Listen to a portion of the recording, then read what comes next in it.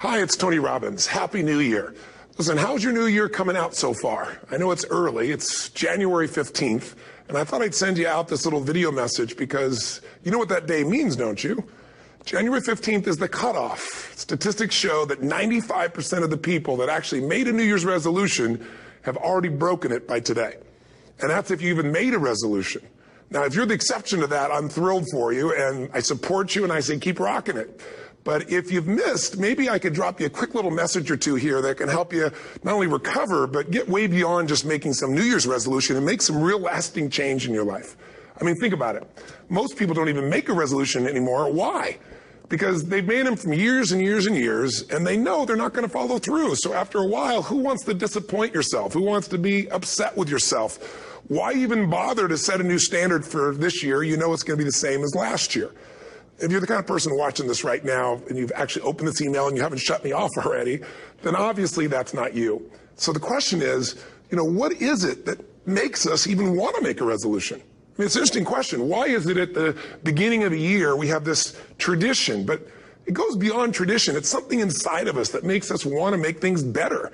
And I think part of it is the calendar gives us this idea that we can have a fresh start, that we can start from fresh and have this great victory. And it's really, the calendar itself is quite arbitrary. It's wonderful to use it, but if you didn't use it effectively, let's use the calendar to serve you today. Let's just see, what does it really take to make this thing happen? Because there's no denying that inside of you, the only thing that's going to make you happy in the year ahead and the decades ahead is going to be having you have an experience where on a regular basis, you feel like your life is making progress. If there's one thing I teach, and I want to remind you of it, it's really simple. Getting things is not going to make you happy. That's good news in a tough economy. It's a good reminder. It doesn't matter what you get. Doesn't matter whether it be money or opportunity. All those things might excite you for the moment. Even a relationship, as magnificent it may be, might be exciting for a while. But if you don't keep growing, that relationship isn't going to stay exciting. So the secret to real happiness is progress. Progress equals happiness. And if we can make progress on a regular basis, we feel alive. And that's why at the beginning of the year, we get this thing like, okay, I can have this fresh start. I could really do what my soul desires. I could expand. I could grow. I could improve. I could change. Or maybe better than change, I could progress. See, think about that. Progress is an aliveness to it, doesn't it? You don't have to work at changing. People say all the time now, well, I'm working on changing. Don't worry about it. You don't have to work on changing. Change is automatic. Your body's going to change whether you want it or not as the years go by. And no matter how hard you work, there's going to be some changes going on there. The economy is going to change no matter what you want it to do. The weather is going to change. Relationships are going to change. Everything in life is always changing. We don't have to work on change. Change is automatic, but progress is not. So if you want to make real progress, then you really got to look at your life in a different way. You got to say, I got to take control of this process and not just hope it's going to work out like people do who make a resolution. Because really, isn't that what they're really doing at the beginning of the year? They're saying, well, here's my resolutions for the year, and they really basically tell you their wishes. It's their wish list. It's what they hope it all comes together. And then they call it a resolution, but they don't know what a resolution is. When you resolve something, to have a resolution is to resolve it. When you've resolved, this is how it's going to be. That's when you cut off any possibility except the thing you've committed to. It's like the old adage, if you want to take the island, you burn the boats. Because when you burn those boats, there's no going back. You're going to find a way to make things work. And most people, they're stating what they hope will come together. And if it doesn't happen, then they're disappointed, but they're not too disappointed because they're not too vested. What does it take to successfully create a lasting change in your life? To not only have a New Year's resolution you follow through on, but really have a lasting change? Well, the first step for lasting change is very much like making a New Year's resolution. Fundamentally, it's the same. The first step is you got to have a vision for what it is you really, truly want. Not what you think you want or what you should have. I mean, what are most people's New Year's resolutions? I'm going to stop eating sugar. I'm going to stop smoking. I'm going to lose 10 pounds. The problem with that is it's not very inspiring for most people. It's not telling you what you're going to get. It's only what you're not going to do. And it's kind of hard to have you move forward with that. A vision is about what you're here to create. A vision that really works is one that excites you. If you say, well, my resolution, my goal, my outcome for this month, this week, this year is to lose X number of pounds, that's okay, but it's not very compelling. It has to be a compelling vision. It's got to have something that has the power to pull you, not something you have to push yourself to do. Those are two different kinds of motivation. Push requires willpower, and willpower never lasts. What will last is pull. Having something so exciting, so attractive, something you desire so much that you have a hard time going to sleep at night and you get so up early in the morning to rock it and take it to the next level. That's what you're looking to create. And that isn't easy to get. But one of the reasons we do seminars and events and we say, why do that? Why not just read a book or something? Is because when you get in an environment where you're with people that are being put in a peak state, like when you're going to a sporting event, if you watch a sporting event at home, it might have a certain level of excitement. But when you're in a stadium with 50,000 people, suddenly it has a whole different level of intensity. And we feel that. And the bottom line of our follow-through comes down to our emotional intensity. In a different state of mind, you're going to come up with a much better and a more exciting vision than if you're sitting on the couch going, okay, what are my new resolutions for this year? And you're doing it the morning after the new year has started and you're a little inebriated and the football game's on in the background. Probably not going to have the power of focus there. Probably not going to have the power of the energy to create something that's going to pull you for this year. And you got to do that. So it's got to be a vision that's compelling. Something that it's going to be a gift to make sure that it happens. And also, along with that compelling vision, you got to have strong enough reasons that you're going to follow through when the going gets tough. That's one of the biggest things missing for most people. They say, this is what I want to do. It's not very exciting. It's not very compelling. But most importantly, they don't have strong enough reasons to push themselves through what's going to be necessary to get that dream, to get that goal when the inevitable challenges come up. When you're starving, hungry, and you're trying to go on a diet, right? When you got no time and you're stressed out and you haven't worked out still, and that's what you're supposed to do.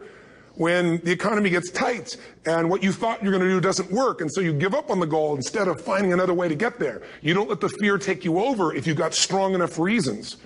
Those reasons can be positive, or those reasons can also be negative. They can be, if I don't do this, this is going to cost me. And if I do this, this is what I'm going to gain in my life. Reasons come first, answers come second. If you get a compelling vision and you got strong enough reasons that will push you through the tough times, you're going to do things other people don't do. Instead of collapsing, even if you get off target, you won't go, oh, I blew it. You'll get right back on target, make the change, make things happen. And I know you've done this in many areas of your life. Just think about it again. I'm not teaching you something really new here today. I just want to remind you of what your soul knows. You got to change, you got to improve, and you got to go through a simple process fundamentally to make that progress. First step, vision that's compelling. Second step, make sure that there's strong enough reasons to follow through. Third step, you got to review it and feel it every day. I mean, anything. Have you ever had this happen in your life? Has there been anything in your life that you've ever wanted so badly? You were so desirous of it. You had such a hunger for it that you couldn't stop thinking about it. Could have been a career move, could have been when you were a kid, a car, it could have been a relationship, it could have been anything, but you were obsessed. You wanted to make this happen. You wanted to attract this to your life. You just wanted something. And you didn't even know how to get it. But it was so compelling to you. You kept thinking about it every day, envisioning it, imagining it, feeling it. And then stuff happened. And suddenly you started to attract people or situations to your life, and it just came together. Like, you didn't even have a total plan. It was just that it was so a part of your focus with so much intensity and emotion so often that it sensitized you to notice anything that could get you there. There's a part of your brain called the reticular activating system. For short, we call it the RAS. That part of your brain determines what you notice in the world. And it's really important because when you set a goal, when you get really clear on a vision and there's strong enough reasons and you review it enough and it becomes a part of you, that part of your brain says, anything that relates to this, I need to notice. It's like, did you ever buy a certain kind of car or maybe a certain outfit and suddenly you see that car everywhere, those outfits everywhere? Well, you know, the cars were always around, but why do you see it now? Because your RAS knows this is important. This is part of my world now. Similarly, when you really get clear and it's compelling and you're reviewing it every day, you've got strong reasons and you're reviewing it every day and you're feeling it, the brain becomes incredibly acute at noticing anything to get you to move forward. And so that's the power of this. So, you know, what do people do with a New Year's resolution? They come up with something they kind of want. It's not a compelling vision.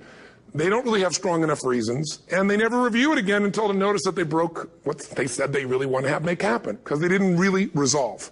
If you resolve, you got the vision, it's compelling, you review it daily, and you feel it. You envision it, and you experience it. Simple as it sounds. Now, ultimately, what is this really about?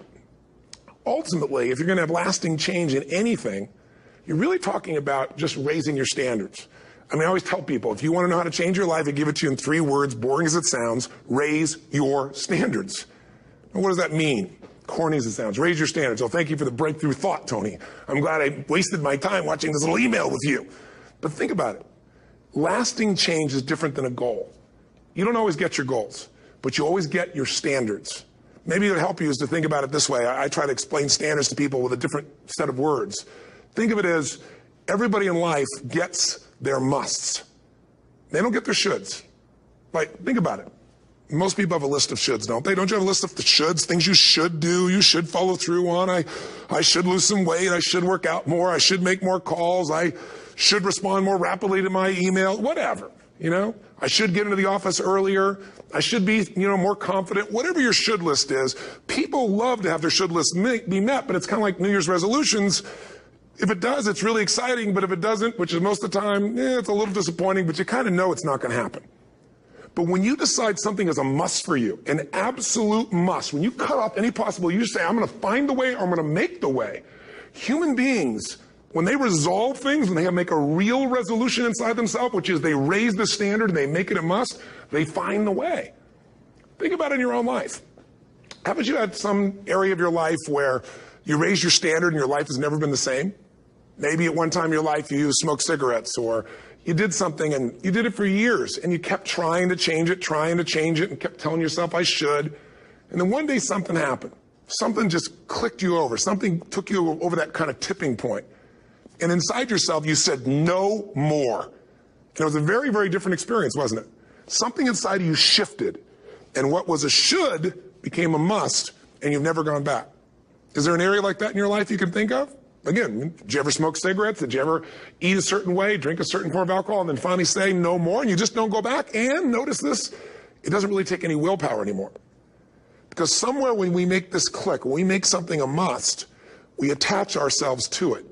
It becomes part of our identity. And one thing I've learned in the last, 33 years of working with people from now over 100 countries, 4 million people, is human beings absolutely follow through on who they believe they are. If you said to me, well, I'm really going to work hard to stop smoking, but, I've been a smoker my whole life and I am a smoker. I know your days are numbered. You're going to be back smoking cigarettes again because we all act consistent with who we believe we are. I tell people the strongest force in the whole human personality is this need to stay consistent with how we define ourselves.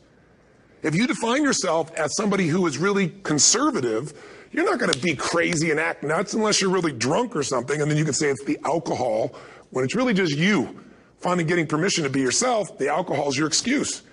If you're a really crazy person, you act crazy, outrageous, playful. You don't act conservative because that's not who you are. Very often people say, well, I can't do that. I'm not that kind of person. And I always say to people, really, when did you define yourself? I mean, really, how many years ago did you come up with what you could and couldn't do in your life? How many years ago? Most people, if they really look at how they're living their life today, it's based on a set of standards, a set of beliefs that they made choices about 10, 20, 30 or more years ago.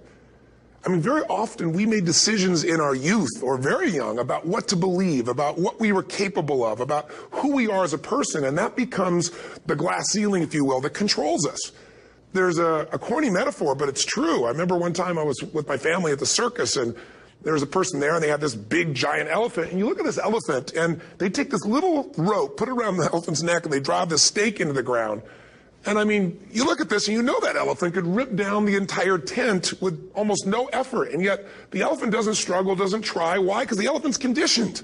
And they take that elephant and condition the elephant when it's a baby elephant. That's how they train him.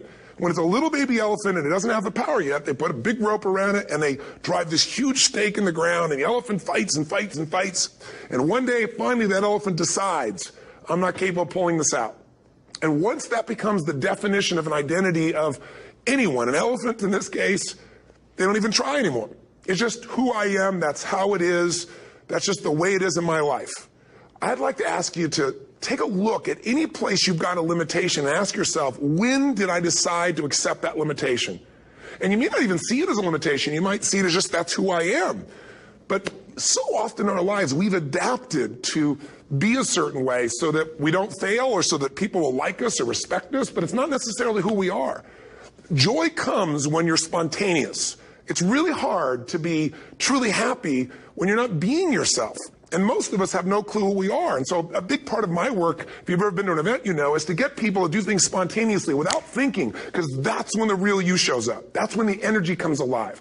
And when you do that, when you start to connect to your true nature, suddenly there's energy available for you to set a higher standard for what you want in your life. That's what this is really all about. And when I talk about standards, when I talk about, you know, shoulds versus musts, think about your own life. I know there have been areas in your life where some point in time you just shifted and you raised the standard and your life changed. Because whatever people have their identity attached to, they live.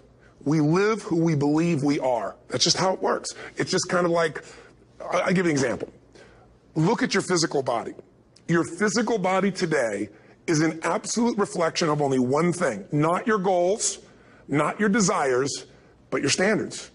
The identity you have for yourself. If your standard is you're an athlete, then there's a certain amount of strength, a muscle tone, and energy that's available in your body on a regular basis because that's who you are. And so you do whatever's necessary to maintain that identity. Again, the strongest force in the human personality is this need to stay consistent with how we define ourselves. Because if you don't know who you are, you wouldn't know how to act. Once you lock in on that identity, your brain finds a way to keep you there.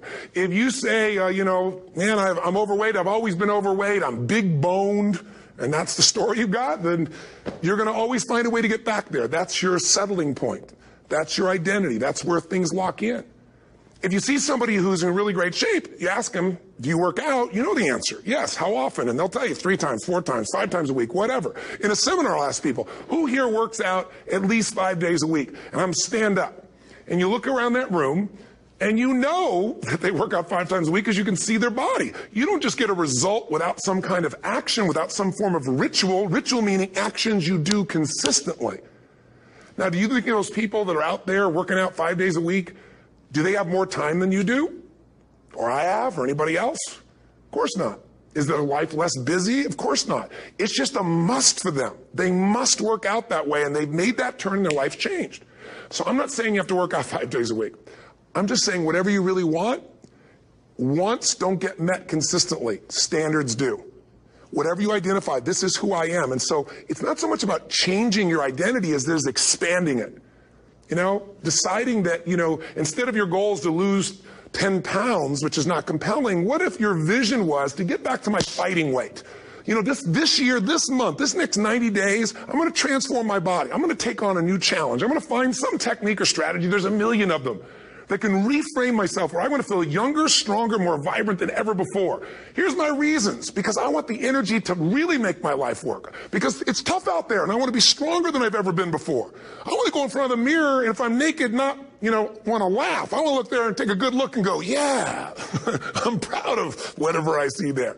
Whatever it takes, something's going to make you laugh, smile, something that's going to tease yourself, but something's going to move you to another level. If you identify yourself in a new way and you own that every day, and that becomes the standard of how you live, you'll find the way to make that standard real. Money's the same way. Think about it. It doesn't matter what's happening, quote unquote, in the marketplace. People that make money find a way to make money no matter what, don't they? I mean, most people's standard is to pay their bills. So that's what most people find a way to do, even when economic times get tough. Most people, if that's their absolute standard, they find a way. Some people's standard is pay their bills most of the time. And so most of the time they do. Some people's standard is not just to pay their bills, but to take care of their family and maybe even some of their friends. And they find a way.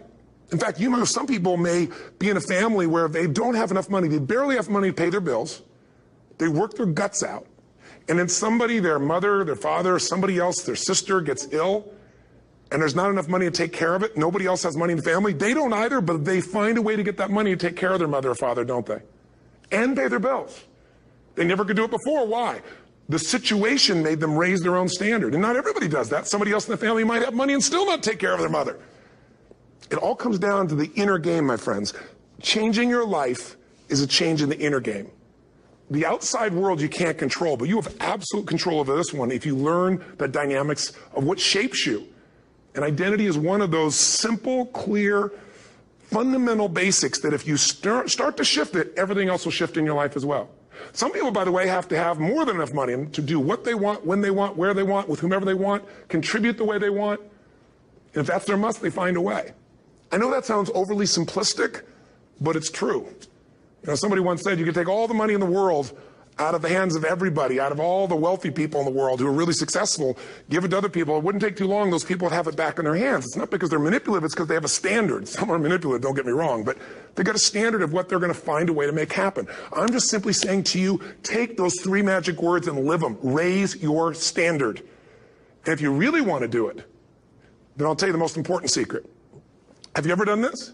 Have you ever told yourself you're raising your standard? Okay, I'm going to go make this happen. I'm going to go make this much money. I'm going to transform my kids. I'm going to create the ultimate relationship in my life. I'm going to transform my body, whatever it is. And then you don't have strong enough reasons and you don't use it. You don't follow through. It's because you didn't back up your standards with what makes those standards real, and that's rituals. Rituals are where the power is. Whenever we do our Robbins results coaching, and we say Robbins equals results, the way we get results with people, it's the same way if you listen to my Ultimate Edge program, or back in the old days, Personal Power, or if you went to one of my seminars. You know what I do is I take these huge challenges you got and we break them down into little bite-sized steps.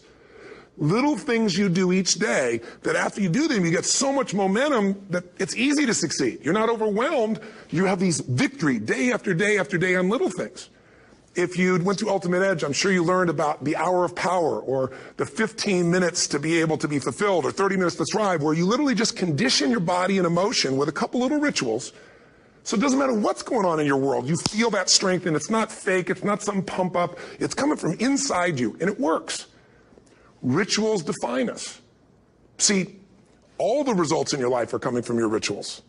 They start with a standard and then have rituals that follow it up. Like, for example, if you are where you want to be physically, you have very different rituals than if you're not where you want to be physically. If you're overweight, you and I both know you got a different ritual than if you're physically fit.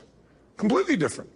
You get up in the morning, what's the first thing you do if you're fit? Your shoes are there, you roll over, doesn't matter how you feel, you put on your shoes, you lace them, you start walking, or whatever that ritual is. If you're overweight, you roll over and you have a very different ritual. You might roll over several times to turn the alarm clock off. You go in and get your mocha, smocha, whatever, special coffee. You stop by at Starbucks, whatever the case may be. You have your nice sugar muffin.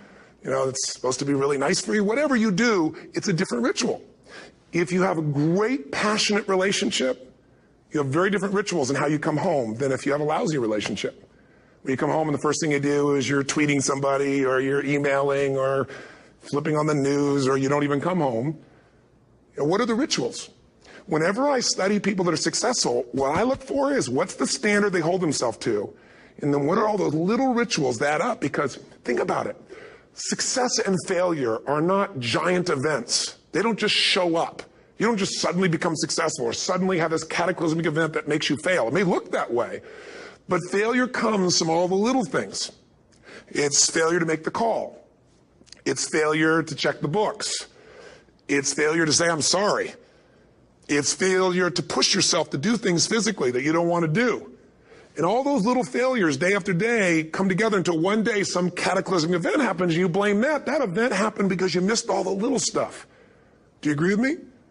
And success, by the way, is not some overnight event. It's all these little things.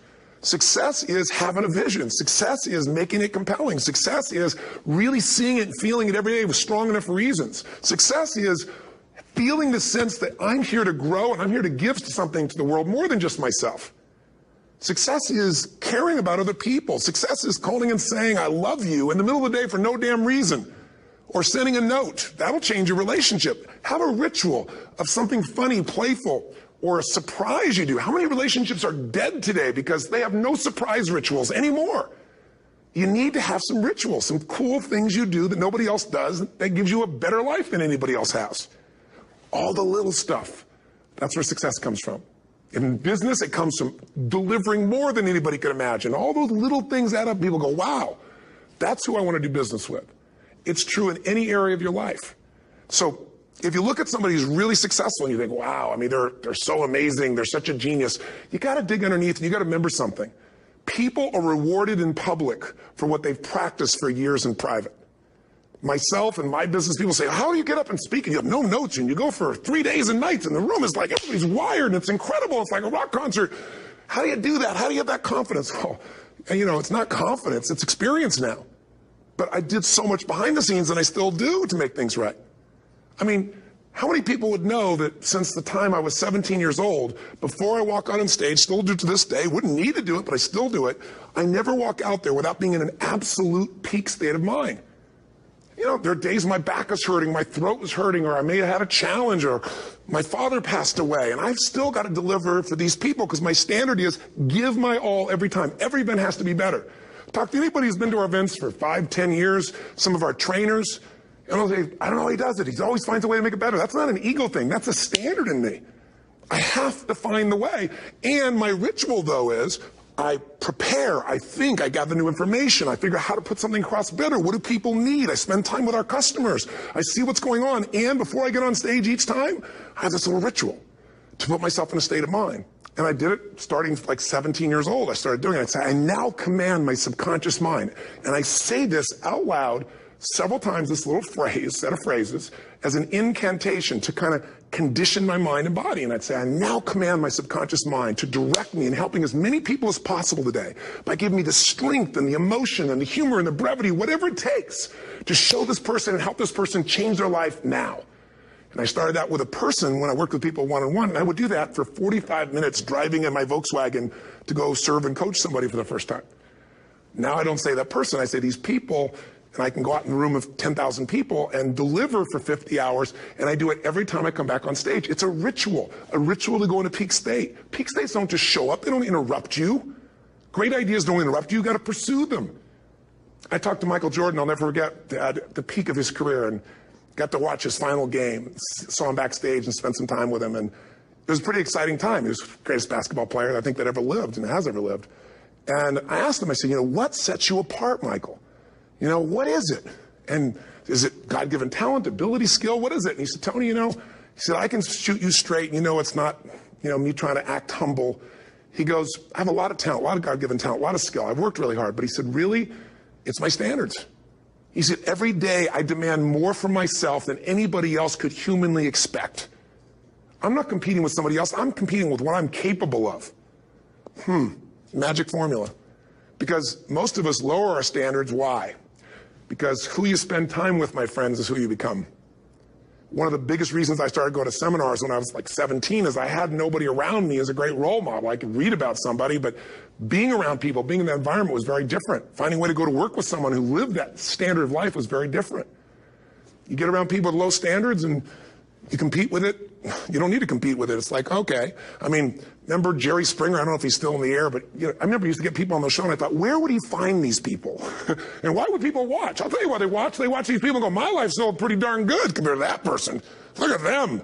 You don't have to change your life. All you have to do is find somebody with a lower standard and you'll feel good about yourself. But if you feel that good feeling, it's an illusion. The only thing that's going to make you happy, my friend, and this year or any other, is to step up. It's to raise the standard. It's to discover what you're capable of and feel that incredible power of pushing through whatever's holding you back and get to the other side of more of your true self. That's what this game's all about.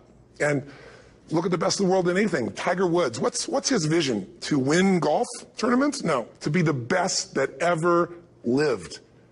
That's his goal. That's his vision. But here's what's interesting. He backs it up with rituals. If you just have a vision and you don't have the rituals, stop lying to yourself. His rituals are, he started doing things nobody did before. He went and started lifting weights. Golfers lifting weights?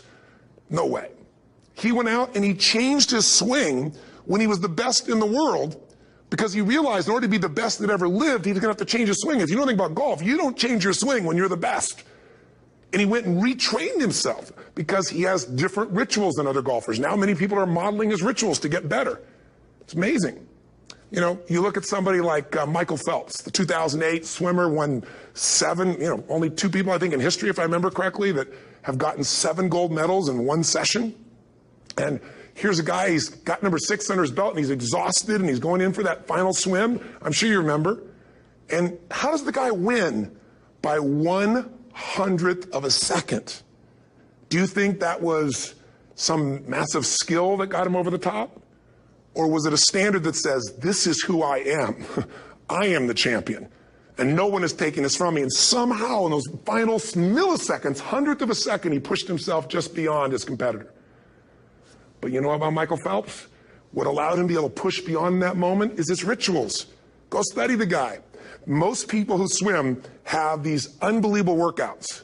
He does 2 and 3 of those workout sessions a day. All the other swimmers in the beginning thought he was insane. You're going to overtrain, you can't do that, it's not physically possible. But he had a standard and the rituals to back it up. So here's my final message to you, because I've gotten carried away. I thought I was going to send you like a 5-minute message, but as you can see, there's no script here. It's just me going a little crazy with you. But I want to really see you get what you want this year. Don't let this year be like last. And if last year was great, still don't let it be that way. Raise the standard. If your life is perfect and extraordinary, you darn well know you're not going to be happy unless you keep making it better. That's what makes us feel alive. It's not what we get that makes us happy. It's who we become and what we're able to give because we become more. That sense of contribution is what creates the deepest meaning. So here's my assignment for you, if you want one. If you want to go from conversation to some action, here's a simple thing to do. What's an area of your life right now that you really want to improve? What's an area that's important to improve? If your body's great, how about your career? If career's great, how about your relationships? Intimate one especially, or your kids, or your relationship with your creator, your spiritual side of your life. Or is it your finances? Figure an area that really matters. Decide on that area. Number one, write down what your life is like in that area right now as specifically as possible. So you might say, well, I'm 13.5 pounds overweight, whatever the weight is, whatever the situation is, or my body fat's like this, or I wake up exhausted in the morning, and you write the truth of where you are right now. So you're real clear. Or I'm not in a relationship. I say I want a relationship, but I'm not in one, and I don't seem to find them. All the good ones seem to be gone is my belief. And I really do want one, but I don't have it. Whatever your definition. Or I'm in a relationship, and God, I wish I wasn't in a relationship. I'm planning my escape. Wherever you are. Or I have a wonderful relationship. We love each other, but there just isn't enough passion. Just write the truth of where you are. The area you want to change, but write how it is. And then the second step is, this is where you got to be really honest with yourself. What are the rituals that have put me there? Because whatever results you're getting, even if you don't like the results, there's some rituals that are keeping you in that place. There's some rituals of what you eat or don't eat, how you move or don't move, how you sleep or don't sleep. There's some rituals in the lack of variety or spice or energy or focus in an area. There's something you're doing, and it's usually not one thing, it's a bunch of little things that you kind of do consistently whenever you think about getting in a relationship, whenever you think about working out, whenever you think about money. You get yourself in a state of overwhelm. You start thinking about all the things you can't control. Just write down all the rituals you have, and then here's the third step. What do you want? What's your vision? And be really specific. I want to be my fighting weight. I want to be the strongest I've ever felt. I'm going to turn my, whatever it is, be specific. And then, last step, number 4, what are the rituals that'll get you there? What would you need to do differently each morning if you're going to be that kind of energy, that kind of strength? How often would you work out? What days would you work out? What time? A ritual is something you do consistently, usually at a specific time, so it becomes automatic. Let me tell you something. Willpower doesn't last, but rituals can last a lifetime. I bet you have some rituals in your life right now you've been doing for years, even though some of them don't serve you. I'm just saying, wake yourself up. If you want a new year and a new life, you don't need to start on January 1st. Start today. Start with this little video. And just begin to see what happens and see how easy it is to just do a few little rituals. Don't do them all, just do 2 or 3 new things. And you know what happens? You'll get momentum. Because once you discipline yourself in one area of your life, you feel yourself doing it in other areas as well. And I always say something that my original teacher taught me. I always remind people, there's always 2 pains in life.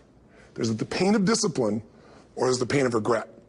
And discipline weighs ounces, as my friend Jim Rohn taught me. Regret weighs tons. You don't have regret. So right now, what do you want to change? What's it really like? What are the rituals that got you there? That'll take a little homework. If you're not sure, ask the people around you. They'll tell you what your rituals are. What do I really want in depth? What are the rituals that'll get me there? And then get yourself to start a few of those actions and lock them in place. If I can help you in any way, we're here as a company to support you.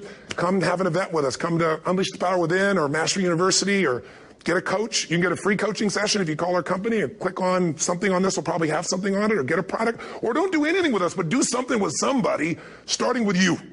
If you make the changes in yourself, you're going to be proud this year, and no amount of money or accolades from other people can mirror the feeling of being proud of knowing you've taken back control of your life, or you've taken a great life to another level. Because once you do that, you have something you can give other people, whether it be your kids or your friends or your family. And ultimately, that's what life's about. So thanks for listening. I don't know how long I went here, but I hope this has been helpful for you. I just thought it's a new year, and I want people to be able to truly create a new life. And until I see you again, hopefully soon, or gets a chance to meet you, live strong and live with passion. And of course, God bless you. Happy New Year.